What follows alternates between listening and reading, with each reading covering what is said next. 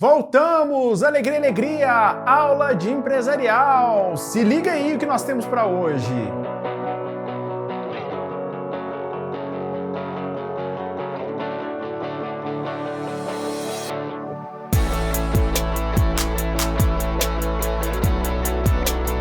Alegria! Aula de empresarial. Hoje nós vamos continuar falando sobre o tema de como sair da sociedade. Vimos que tem 3 situações, mas antes da gente avançar, eu queria fazer o convite ou reforçar o convite. Nessa quinta-feira, dia 30 de abril, um dia simbólico, porque é véspera do Dia do Trabalho, nós vamos ter um puta encontro com Cássio Proton, que é um fera no direito do trabalho. Ele é advogado sênior da MRS, é advogado e consultor e parecerista de vários sindicatos a nível nacional, né, confederações, enfim, domina muito direito do trabalho, junto com o Luiz Antônio, que está mexendo direto com isso no dia a dia no escritório dele. Eu tenho várias empresas também, mas eu diretamente só dou meu espetáculo, porque tem gente lá de direito do trabalho. Eu, como sócio, só fico analisando tudo, mas o Luiz Antônio está agindo diretamente nas empresas, conversando diretamente com empresários, tendo esses problemas. Então você é aluno, você que conhece alguém que é empresário, você que conhece alguém que é trabalhador e está com medo aí, questão de suspensão dos contratos, para entender melhor o que está acontecendo, essas MPs, manda o link primeiro, você faz a sua inscrição e manda o link da inscrição para alguém que você acha que possa ter interesse em ver, porque o evento não é fechado só no Viana, é um evento que o Viana está promovendo para a comunidade, vai ser ímpar, vai ser top. No meio da pandemia, a gente falar sobre relações de emprego e coronavírus, falar as alterações que aconteceram recentemente das MPs, falar um pouquinho das alterações que já vinham acontecendo e o que a justiça vem decidindo e quais são as dúvidas, quais são os sentimentos da justiça, do sindicato, dos trabalhadores, dos empregadores, como que tudo isso vai se organizar agora e para depois da pandemia. Então, se liga aí, tem tudo a ver com também direito empresarial. Você fala, mas não tem tudo a ver por quê? Porque o direito do trabalho acaba sendo, no direito empresarial, você acaba tendo que conversar alguma coisa com os empresários, né? Você acaba tendo que conversar direto isso, dúvidas surgem. E mesmo que você não seja especialista, alguma noção você tem que ter. Dentro do empresarial você tem que ter noção, você mesmo que mexa só com o empresarial, você tem que ter uma noção sobre direito do trabalho, até para saber os impactos do direito do trabalho no direito empresarial e sobre direito tributário também, para saber os impactos do direito tributário dentro do direito empresarial. Tranquilo? Então, convite feito, vamos à aula de hoje, vamos aí dar continuidade, já está aí na sua tela. Nós vimos que tem 3 situações, fazendo um resumo da nossa última aula, que é a morte, que é a saída mais trágica, a cessão de cotas que nós vamos ver hoje e a exclusão do sócio. Então, na morte, o que nós falamos? Vamos passar rapidamente aqui, só para a gente fazer um resuminho rápido. Na morte, nós falamos sobre... Opa, deixa eu passar o slide. Falamos sobre affectus societatis, que é uma coisa importante, inclusive agora, nós vamos falar sobre affectus societatis novamente, que é o afeto social. Falamos sobre que a regra é liquidação das cotas, expliquei sobre liquidação das cotas, falamos as 3 exceções que nós temos, e agora, já na sua tela, cessão de cotas, que é nada mais, nada menos que vender cotas. A gente fala cessão porque, na verdade, ela é mais genérica. Eu vou focar aqui até na venda, mas ela é mais genérica e a regra aplica do mesmo jeito. Como assim é mais genérica? A cessão de cotas também inclui doação, que é uma forma de ceder alguma coisa a alguém. Então pode ser cessão de cotas através de venda ou através de doação. Eu vou falar a palavra venda aqui, que é o mais comum aqui, que acontece com todo mundo. Como que funciona a cessão de cotas? Nós temos 2 situações. Nós temos aqui a analisar as cessões de cotas para o sócio, ou seja, eu vender cotas para outro sócio, como que vai funcionar, e falar sobre venda, cessão de cotas a estranhos, que a regra muda um pouquinho quando acontece isso, para a venda de sócio ou de estranhos. Vamos começar com sócio, vamos para o quadro branco aí, que eu vou te escrevendo algumas coisas e vou te explicando e a gente vai interagindo, tá certo? Então vamos aí para o seu quadro branco, já na sua tela aí. Vamos lá escrever então, opa, deixa eu mudar aqui para lápis, para sócio. Então, cessão de cotas sociais para sócios. Já começamos, hein? Estamos aí, direito empresarial 1, societário. Já começamos com tudo para falar sobre venda de cotas sociais. Então vamos lá, para sócio não tem muita dúvida. Por quê? Bem, lembra que todas as 3 situações estão ligadas ao affectus societatis. o intuito de fazer, o intuito da personalidade das pessoas envolvidas para você fazer uma sociedade. Se você vai vender para um sócio, seja ele qualquer, vamos dizer que a sociedade tenha 3, você venda só para um, você não precisa de nada. Você não precisa da anuência dos demais sócios, não precisa de nada. Simplesmente você vende e sai. Ou simplesmente você vende parte das suas cotas e fica com menos poder. Isso é possível sem problema algum. Por quê? Porque aqui não fere o affectio societatis, aqui não fere o intuito persona. São as mesmas pessoas envolvidas. Ainda que de proporções diferentes, ainda assim são as mesmas pessoas envolvidas. E por isso o código coloca que não há necessidade de anuência de um outro sócio para que haja venda entre sócios. Entre sócios, então, não tem problema algum. Lembra que em relação ao herdeiro, nós temos um passo a passo. Mas aqui, como eu estou transferindo cotas não para estranho, que o herdeiro seria um estranho nessa situação de social. Aqui eu estou vendendo entre sócios, não tem problema algum. Então vamos escrever isso no seu quadro branco. Vamos escrever aí. Então quando a venda acontece entre sócio, pode vender, vamos escrever aqui. Opa, está aparecendo o telefone aqui. Pode vender independente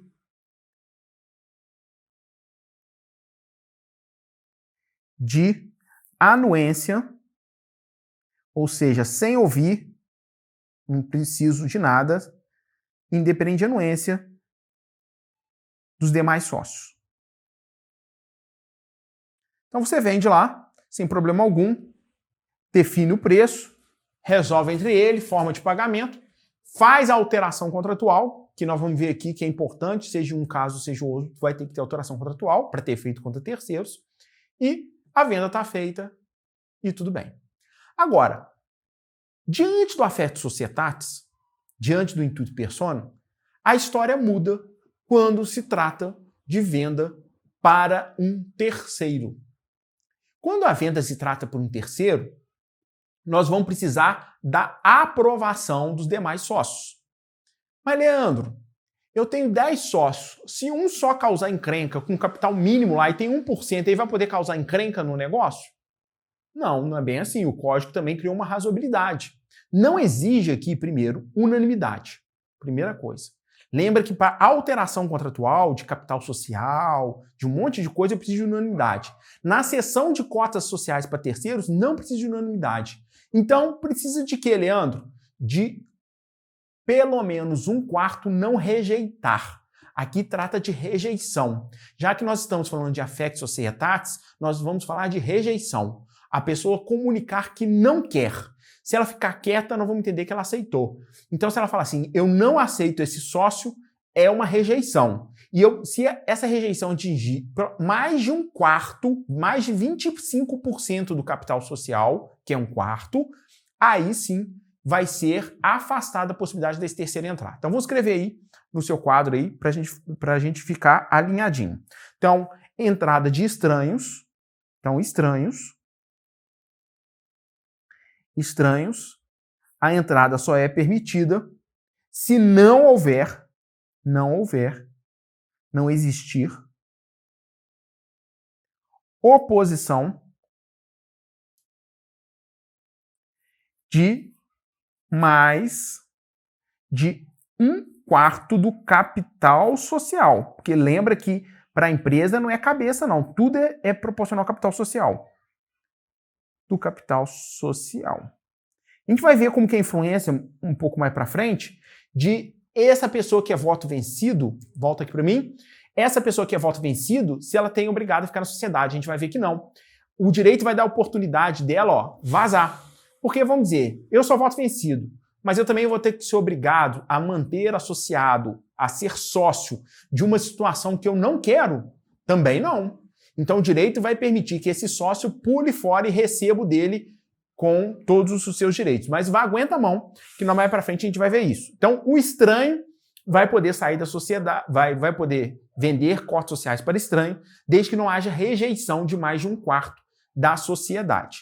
Mas qual que é a responsabilidade de quem entra e de quem sai da sociedade? Esse é um tema legal, porque a gente tem que ver tanto a venda para o sócio que a gente vendeu para o sócio, e ali é mais fácil, né? Eu vendi para o sócio comprou e tem mais capital social, ele aumentou a responsabilidade dele. Concorda? Por que ele aumentou a responsabilidade dele? Porque ele passou a responder por um capital social maior. Ele é proporcional às dívidas e aos lucros, ele é proporcionalmente mais responsável por aquilo. E o estranho? Como que a gente faz com o estranho com relação a isso?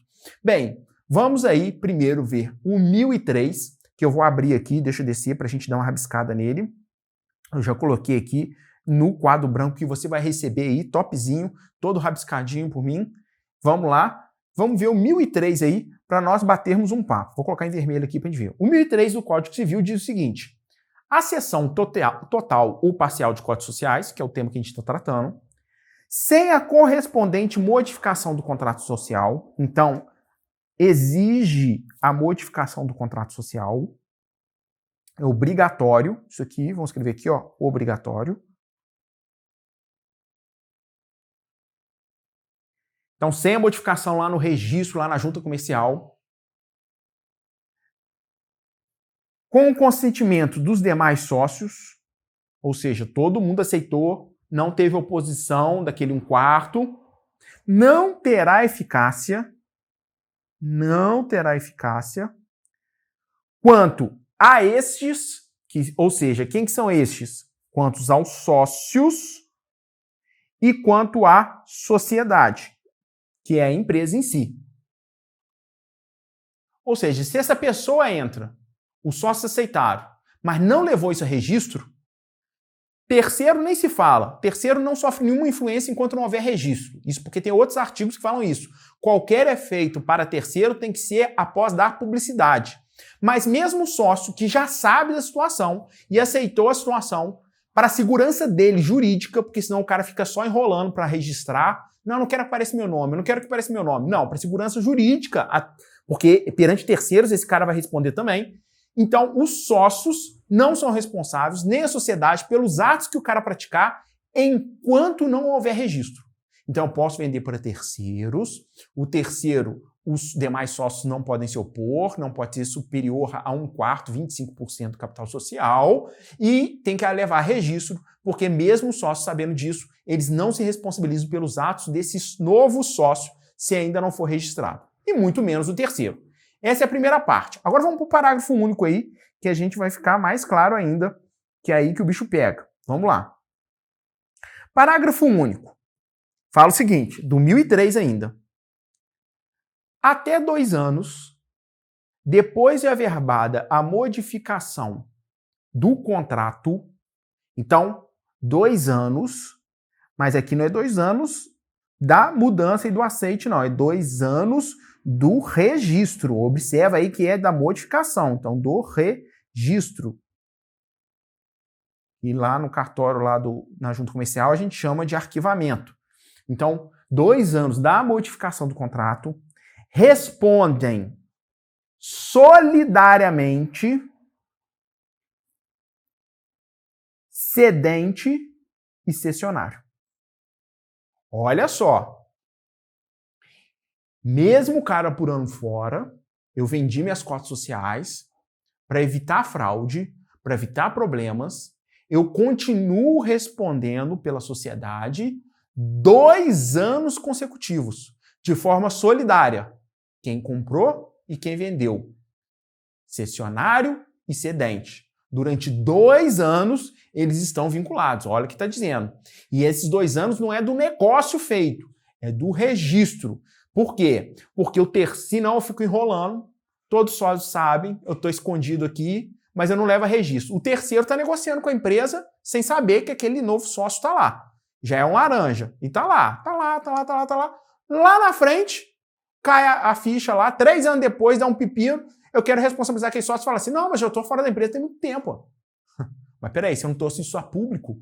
Por isso que a contagem do prazo é a partir da publicidade, é do registro. Vamos voltar para a sua tela para a gente acabar o parágrafo único. Então, o parágrafo único fala lá, até 2 anos depois de averbada a modificação, responde solidariamente perante a sociedade, ou seja, qualquer prejuízo trazido para dentro da empresa vai responder perante a sociedade. Então, qualquer prejuízo trazido perante a empresa vai responder. E perante terceiro. Perante a sociedade, eu quero dar função social à empresa, para que ninguém sofra, porque senão depois a empresa fica sem dinheiro para pagar, às vezes é uma empresa limitada, fica sem dinheiro para pagar pela cagada que foi feita, né, pelos erros que foram feitos. E perante os demais sócios também, para que eles não sofram.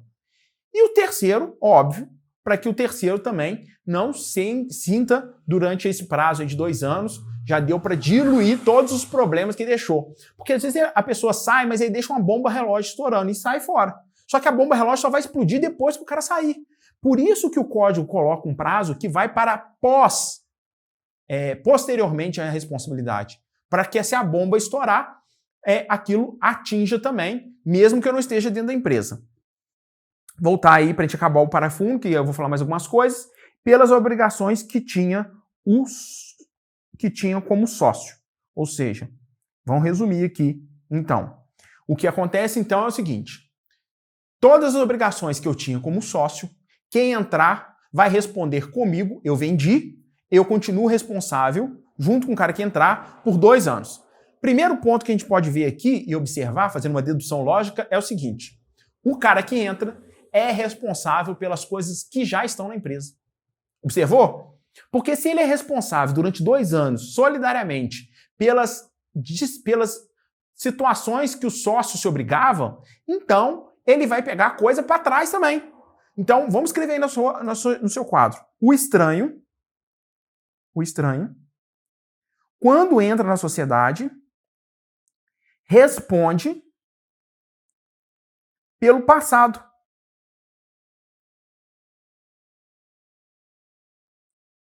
Olha só, hein? Então, é importantíssimo e fundamental quem compra uma empresa fazer o que a gente chama de due diligence. O que é due diligência? Due diligência é você pegar a empresa, pedir toda a documentação, procurar para ver se a empresa está correta pela documentação, procurar no mercado para saber se ela está tudo certo, procurar o gerente do banco para conversar com ele. Enfim, você até pode falar, mas Leandro, a empresa vai abrir todos esses dados? Abre. Ela não quer vender? O sócio não quer vender? Vai abrir. Só que, é claro, faz um contrato de confidencialidade. É possível fazer isso. Uma tratativa, um contrato de confidencialidade falando, eu vou fornecer os dados, você não vai fornecer para o mercado, você faz sua análise e depois você não divulga, você mantém um sigilo sobre esses dados. Então você faz um contrato de confidencialidade e depois da confidencialidade tratada, você pede as documentações, analisa a empresa, analisa com carinho e amor, não sai comprando empresa achando que é um ótimo negócio, não. Pode ser um botequim na esquina, mas dá uma analisada, senão você pode ter dor de cabeça pro resto da vida. Aí você analisa a empresa, faz aquela análise toda. Por quê? Porque você, estranho, vai responder por todas as obrigações que tiver na empresa. Ah, mas não fui eu que fiz, essa dívida já existia, eu nem sabia que essa dívida existia. Problema. Você comprou um problema e você vai ter que conviver com esse problema. E quem está saindo? Quem está saindo se responsabiliza pelas dívidas da empresa após a sua saída? Vamos escrever no seu quadro. Vamos mudar de cor aqui. Vamos mudar de cor. E vamos escrever com verde agora. Vamos ficar bem colorido. O sócio que saiu. Vou chamar sócio que saiu. Que é o cedente. O sócio que saiu responde pelo passado, mas tem um limite para isso. Responde pelo passado de maneira solidária até 2 anos. Olha só. Esse aqui de cima vai responder pelo passado sempre. Ele só... Ah, mas Leandro, lá não fala que o cedente responde pelos próximos 2 anos? Pelos próximos 2 anos ele responde solidariamente com o de baixo. Mas depois de passar desse prazo de 2 anos, ele responde sozinho. O estranho que entra na sociedade vai responder sozinho depois que ele entra. Mas ele continua respondendo. Sobre coisas passadas ou futuras, ele está pagando a conta. Mas vamos voltar de novo. O sócio responde pelo passado durante 2 anos e pelo futuro, desde que esse futuro sejam dívidas constituídas no passado. O que é dívida constituída no passado? dívidas que foram criadas, que nasceram, problemas que foram criados, não necessariamente dívidas, mas problemas que foram criados, deixa eu deixar aqui mais bonitinho, problemas que foram criados enquanto ele estava dentro da empresa, mas só teve repercussão depois. E pelo prazo de 2 anos também, então vamos anotar aí.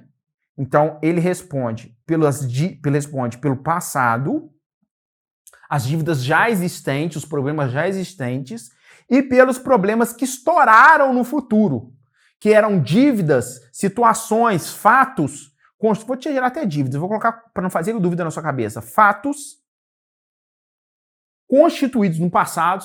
Por exemplo, eu estou devendo meu empregado da empresa. Meu empregado, eu não estou pagando hora extra para ele. O problema está sendo agora, concorda? O fato de não dever hora extra é agora. Apesar de dar reflexo no futuro, o fato está sendo constituído agora. Se eu saio da empresa e daqui a 1 ano o empregado entra na justiça pedindo hora extra, eu também posso responder, porque eu estou vinculado a esse fato. Apesar da dívida ser futura, porque ele só entrou na justiça após a minha saída da empresa, a questão é que o fato gerador desse problema foi quando eu estava dentro da empresa. E aí eu respondo pelos próximos 2 anos pelos esses fatos. Então aí, de novo aí, voltando aqui, o estranho responde sempre e responde solidariamente durante 2 anos com o vendedor, e o vendedor, que é o ex-sócio, responde pelo passado durante 2 anos e pelo futuro, desde que o futuro, os fatos sejam constituídos no passado, porque também eu não tenho que responder, eu já saí de lá. O empregado continua fazendo hora extra ou começou a fazer hora extra depois que eu saí, eu não respondo por isso, porque eu não tenho ingerência nenhuma sobre isso. Então eu não respondo nem 2 anos para frente, nem 2 anos para trás, eu não respondo. Porque como que eu vou responder por atos que eu nem estou controlando no futuro? Também não faz lógica. Então é por fatos do passado que possam estar estourados lá no futuro. Tá certo? Deixa eu ver aqui, vamos voltar aqui para o slide. Vamos voltar para o slide. Opa.